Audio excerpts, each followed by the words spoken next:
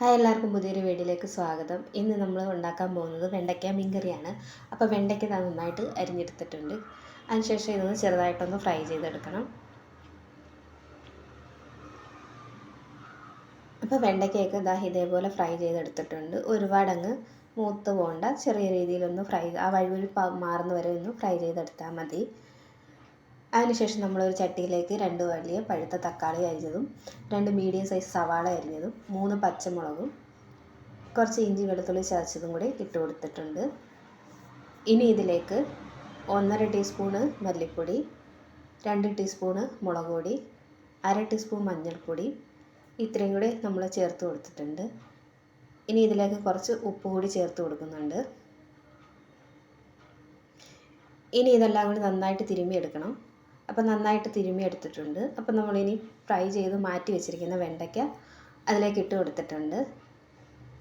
ഇനി ഇതിലേക്ക് നമ്മൾ ചേർക്കുന്നത് തേങ്ങയുടെ 2ാം പാലാണ്. അപ്പോൾ തേങ്ങയുടെ 2ാം പാൽ ഒഴിച്ചതിന് ശേഷം നന്നായിട്ട് മിക്സ് ചെയ്തെടുക്കുക. മിക്സ് ചെയ്ത് കൊടുത്തതിന് ശേഷം ഇനി നമുക്കിതൊന്ന് വേവിച്ചെടുക്കാം. ഒരു അല്പം സമയം കഴിഞ്ഞ് നന്നായിട്ട് തിള വന്നു കഴിഞ്ഞതിന് ശേഷം നമ്മളിതിലേക്ക് ഇനി 1ാം പാൽ ചേർത്ത് കൊടുക്കുന്നുണ്ട്. അപ്പോൾ നന്നായിട്ട് തിളച്ചിട്ടുണ്ട്. ഇനി നമുക്കിതിലേക്ക് 1ാം പാൽ ചേർത്ത് കൊടുക്കാം.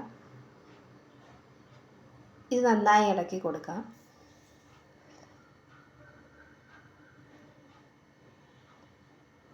ഇനി ഒരു 10 മിനിറ്റ് ഒന്ന് തിളച്ചതിന് ശേഷം നമുക്ക് തീ ഓഫ് ചെയ്യാം.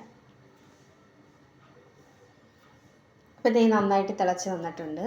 ഇനി തീ ഓഫ് ചെയ്യാം. ഇനി നമുക്കിതിലേക്ക് ഉള്ളിയും കറിവേപ്പിലയും കൂടി മൂപ്പിച്ചിടാം.